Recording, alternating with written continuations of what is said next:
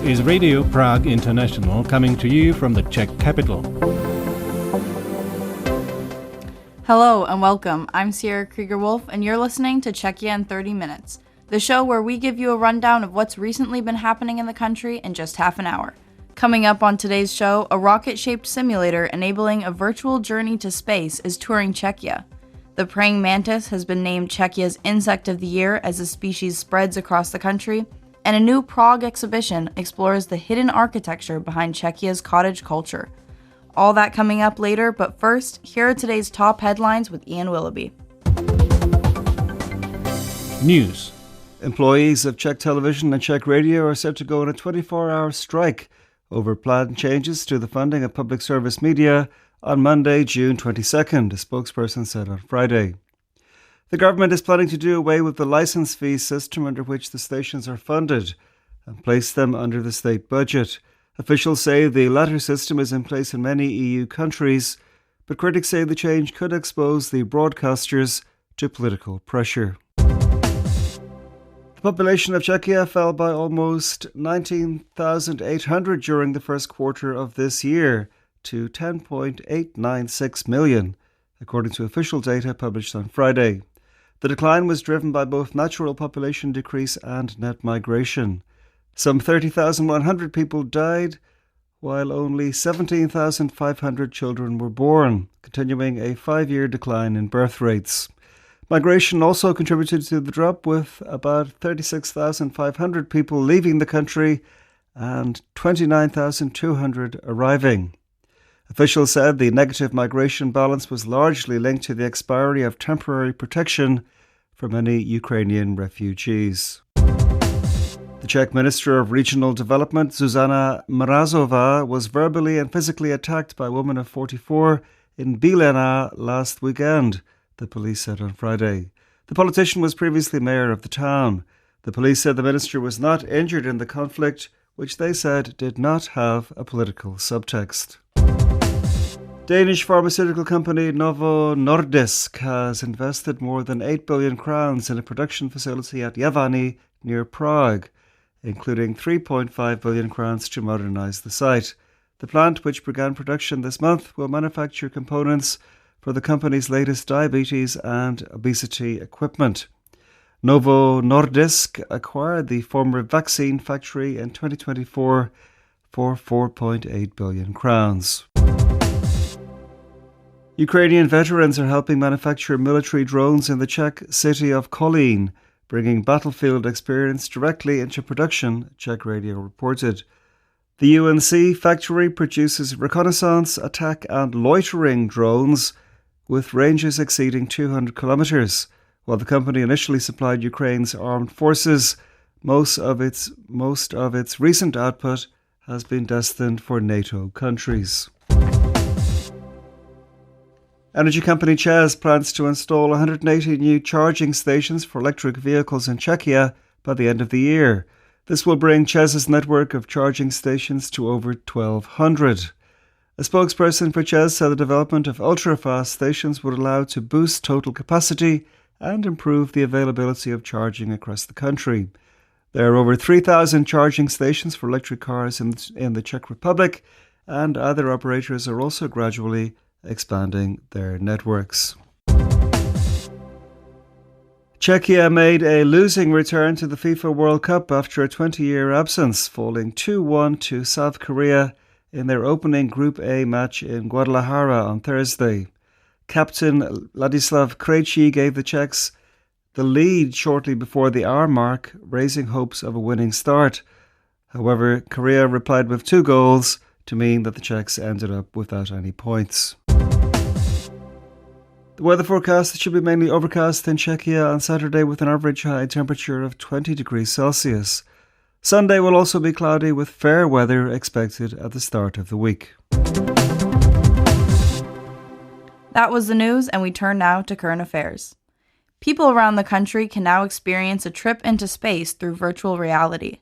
A special rocket-shaped simulator called SpaceBuzz is touring the country, offering visitors a chance to embark on a virtual space mission and view Earth from the perspective of astronauts aboard the International Space Station. Danielle Lazarova has more. The 18-metre-long white structure resembling a spacecraft is mounted on a mobile truck, and visitors climb up a set of steps to its interior for the unique experience of leaving the Earth's orbit.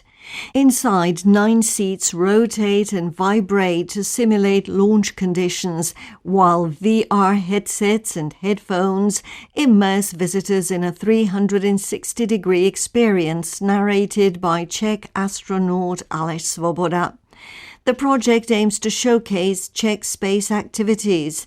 At Czech astronaut Svoboda's planned flight to the International Space Station in 2027, during which he is expected to pilot a Dragon spacecraft operated by the US company SpaceX. Svoboda personally attended the tour's launch in the town of Krnov, from where it is travelling to a number of towns and cities around the country to give as many people as possible a chance to experience it. We want to support education programs at all levels and above all to inspire an interest among children and students in the so-called STEM subjects, that is science, technology, engineering and maths. Throughout the flight, participants are guided by a virtual version of the Czech astronaut. SpaceBuzz producer Tereza Dvořáková describes the experience. When visitors are strapped into their seats, the simulated takeoff starts and the rocket shakes vigorously. Visitors get a unique glimpse of outer space. They experience space storms, see space clouds and asteroids, and realize how fragile planet Earth looks from above. They even see the Czech Republic. Most people leave with a very special feeling. Astronauts call it the overview effect, and it is a sudden strong desire to protect the Earth. It is a feeling that is difficult to describe. 12-year-old Radek was one of the first school children to experience the space trip in Prague. We could see the Earth in the VR headsets, all of it. We saw how beautiful it looked surrounded by the northern lights, and then we flew to the moon. The interest in visiting the SpaceBuzz craft is huge, and it only stops in each city for a single day, with the morning reserved for schools and the afternoons open to the general public. Prague Deputy Mayor Jaromír Beránek says the city is keen to support interest in space exploration. Space research and support for these activities bring a whole range of innovations that benefit us all. It is important that Prague, a city that is home to the European Space Agency, shows young people how much can be gained from it. The project is a joint initiative of the Ministries of Industry, Defence and Education in cooperation with observatories in Prague and Brno. The simulator was brought to the Czech Republic from the Netherlands and will continue to tour the country. Danielle Lazarova with that report. The Czech Entomological Society has named the praying mantis Czechia's Insect of the Year for 2026. Once found mainly in southern Moravia, this striking predator has spread across much of the country and is now turning up in places where people would hardly have expected to see it a few decades ago. Researchers are also asking the public to help track its spread, while keeping an eye on other mantis species that may soon reach Czechia. Ruth Frankova spoke with Society's Petr Šipek and began by asking him why the praying mantis was chosen as Czechia's Insect of the Year for 2026. Although not Jewish herself, Libuše Salomonovičová married into a Jewish family. Her late husband, Michal Salomonovič, survived Auschwitz and several other concentration camps. She recalls meeting him as a young woman in the 1950s. I'm not Jewish, but I married into a Jewish family in 1957. I actually met my husband on the construction site of the Nová Huť Klement Gottwald Steelworks. They were digging the foundations, and in return you got free train travel. A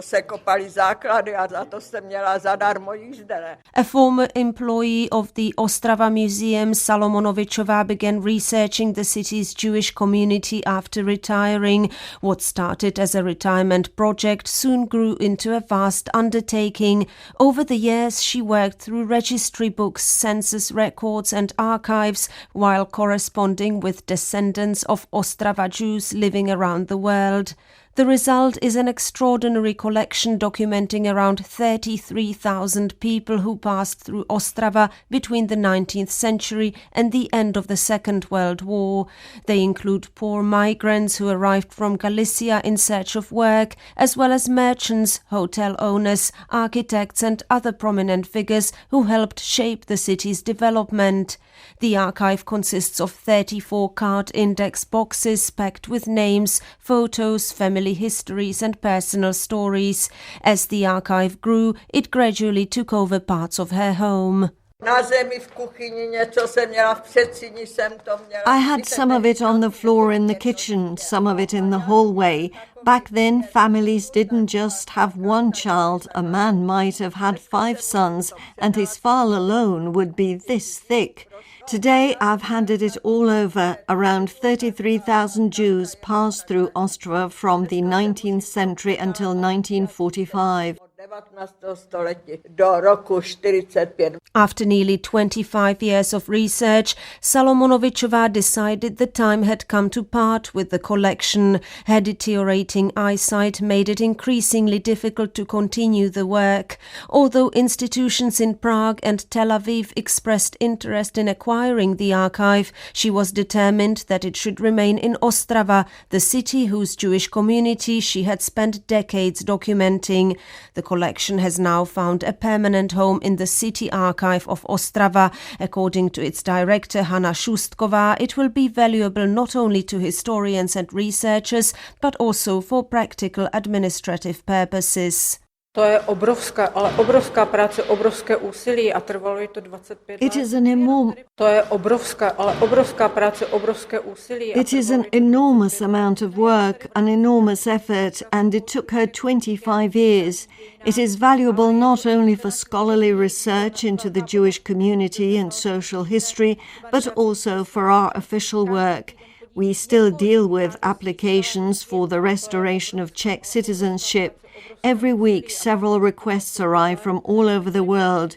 Using these archival materials, we help determine whether applicants are entitled to citizenship or not.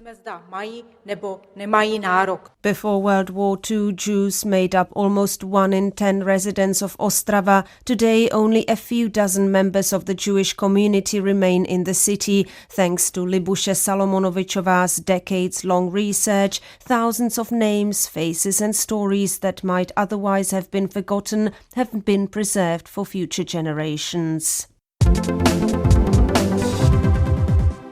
Petr Šípek there talking to my colleague Ruth Frankova, who will continue with today's feature.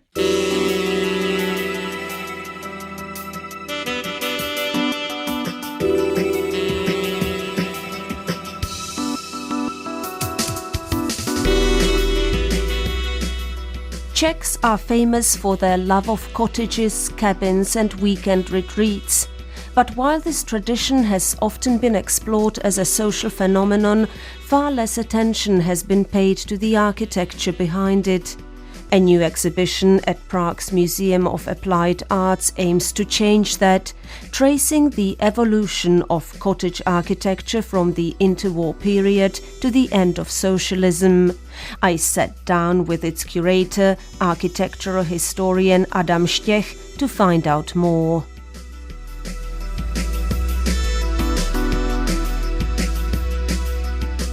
As you say in the introduction to the exhibition, cottages and weekend houses in Czechia are often discussed as a sociological phenomenon.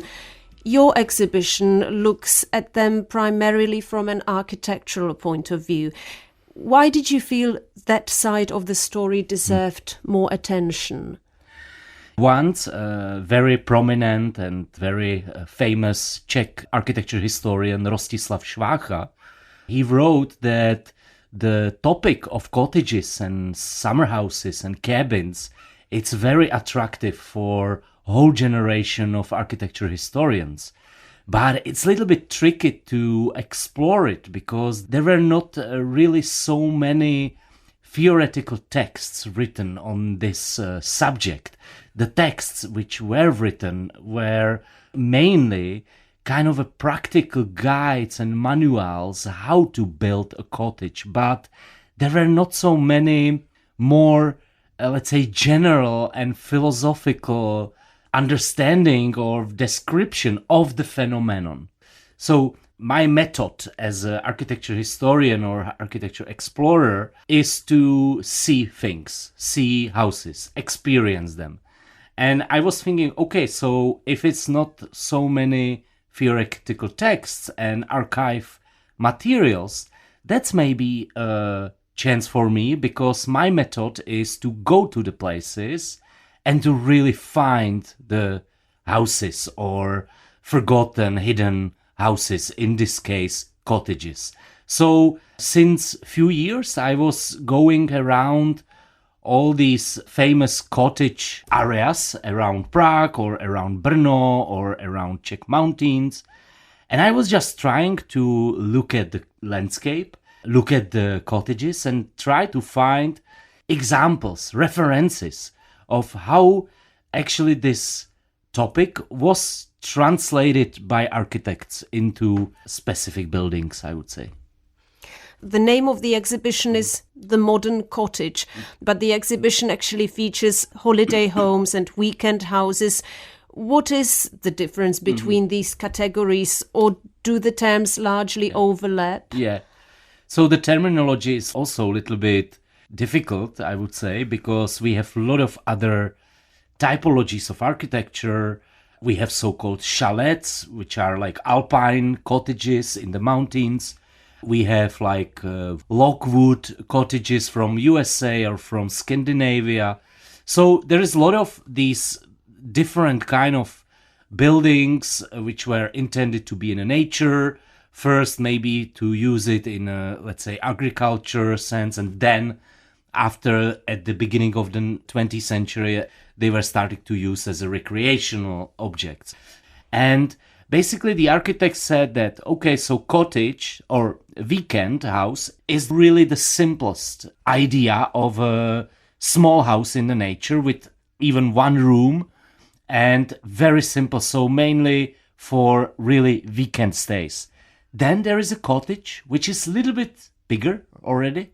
It can be not only one floor, it can be 2 floors, so a little bit more space. And it can be inhabited a little bit for longer time. And then there is a summer house, which is already a little bit bourgeois kind of summer villa, which can be even inhabited during winter or at least during autumn. So these are these 3 main categories. And I would say if architects really wanted to focus on cottage as an example of minimum dwelling in the nature, I would say rather the summer houses were made during the 30s for, let's say, upper middle class.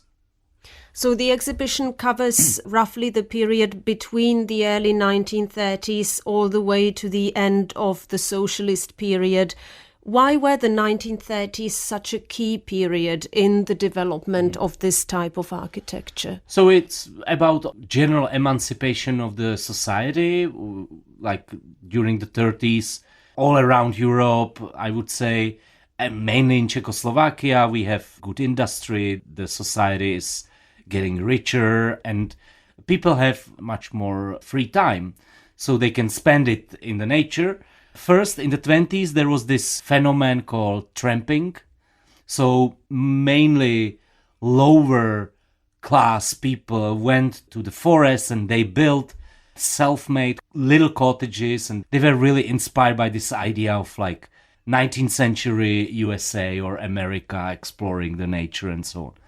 But in the 30s, there is a new wave of weekend stayers, I would say, people going for the weekends. And this is the middle class, upper middle class. And they start to build these like small summer houses or cottages around Prague. It was very popular. And of course, in architecture sense, it is very much connected to the idea of modernism. So architecture, which I would say is advanced, is using modern materials, modern technological features, and architecture which wants to make better life for a society. So in modernism, the most discussed topic was social housing, of course. But also around avant-garde architecture circles, the cottage was also the topic which was kind of a minimum dwelling in the nature. So something which also connected to the idea of radical modernist and maybe I would say also leftist architecture. Going through the exhibition, one thing that struck me was how many leading architects actually turned their attention to cottages and weekend houses. So were these commissions regarded as seriously as designing houses for permanent living? Yeah, I would say yes, because there was a lot of competitions, a lot of exhibitions in the 30s, which actually promoted cottages as a new typology in architecture, to work with wood, to work with prefabrication, with typization. So really like avant-garde architects, they thought that the topic is very attractive because it was somehow needed in the society. Also, architects were afraid that when they wouldn't design cottages, people would design them themselves and they would do damage to the nature because, of course, architects thought about it in more contextual way, how to build a cottage and where and from which materials to suit the landscape and the nature. So it was not the primary topic, but was quite important topic in the interwar period, for sure. And how did architecturally, how did it develop in the 1930s? Yes. Because I could see that at the beginning there was a strong influence of functionalism, but then it tended more towards romanticism. Exactly. So I think at the beginning of the 30s, there was this idea, let's do a typologies, let's do cottages which will be prefabricated, which can be repeated, industrially produced, basically assembled on the site. So it will be very easy to assemble. It will be cheap. And actually many companies in Prague or elsewhere offered these cottages. So you could buy basically some type of the cottage, which was kind of serially produced, and you could assemble it on your own. Or there were books and manuals with many designs which you could kind of replicate. So this was the idea of the 30s. But yes, as we are going to the end of the 1930s, we saw much more cottages and summer houses inspired by, on the one side, this romanticism, so more like heavy materials, stones, organic surfaces, a lot of wood, of course. So more like traditionally looking like buildings or dwellings. And also the influence of organic architecture, which I think is the most clear because, of course, if you are building a cottage in the nature, as an architect, you want to do this relationship between nature and the cottage or the dwelling. So you choose the palette of materials which suits the environment. So most of these cottages which were completed and were built were more in this organic and romantic style. One section of the exhibition is devoted to Zdeněk Pešánek, a pioneer of kinetic and lighting art. But he also designed cottages. Who was he and why does he have such a prominent place in your exhibition? Yeah, one reason is because Pešánek was very much connected to the Museum of Applied Art. During the war, mainly, he was working there. It was one of only places he could work because he was like, according to Nazis, he was degenerative artist, because he was avant-garde, so he was not able to publicly exhibit. So his connection to the Museum of Applied Art is very, very tight. The second is that he built 2 cottages in Louňovice. It's quite close to Prague. And one cottage was for himself, and the other one was for Bedřich Kysel, who was a Prague politician. And these cottages were located right next to each other. They were built in the late 1930s, and they were very unique, very rare examples of Pešánek's architecture, because he had a lot of designs but nothing built. And when I was starting to explore them, I went to Louňovice, and I found that his cottage was destroyed, was demolished some time ago.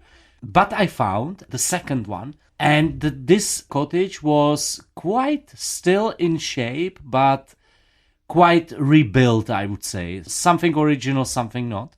So I took pictures and so on, and then I met Štěpán Kus, who is an artist, and he is a sculptor.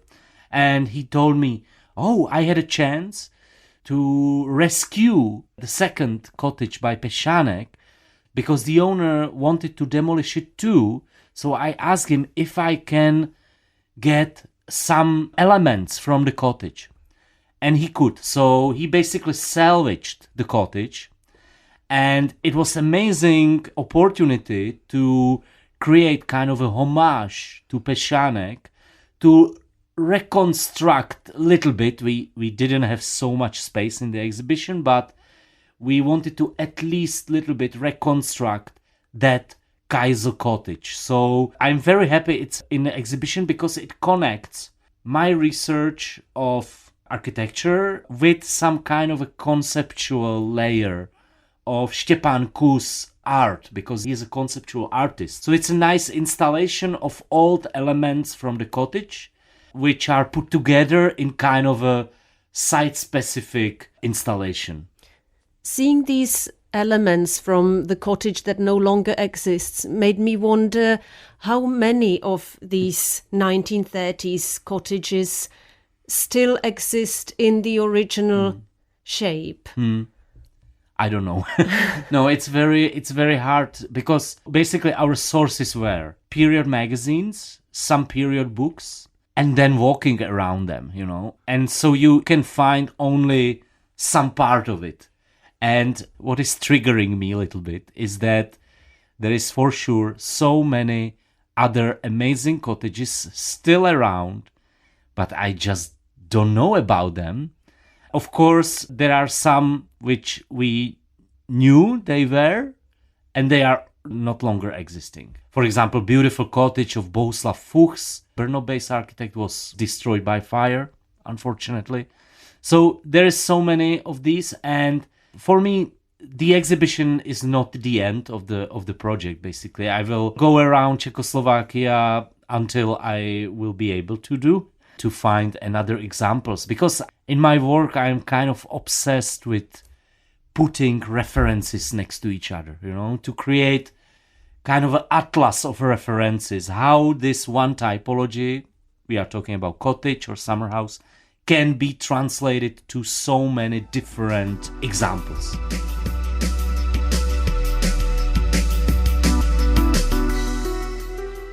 That interview with Adam Čech has brought us to the end of today's program here on Radio Prague International. For more news, features, interviews, photos, and videos from Czechia, visit our website at www.radio.cz. You can also browse our full archive of broadcasts and follow us on Facebook, X, and Instagram. From me, Sierra Krieger-Wolf, thank you for listening and have a beautiful rest of your day.